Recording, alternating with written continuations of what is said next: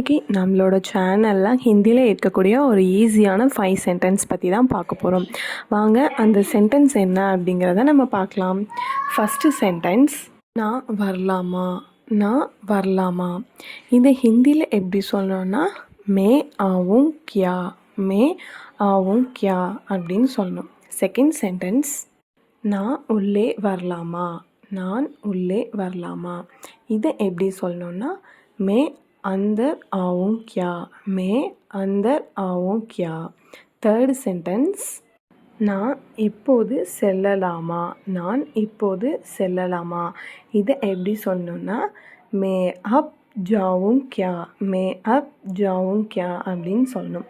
Fourth sentence என்னென்னா, நான் உதவி செய்யணுமா.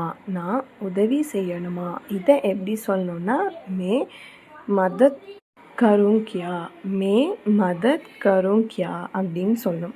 ஃபிஃப்த்து சென்டென்ஸ் என்னென்னா, நான் ஒரு முறை செக் செய்யணுமா.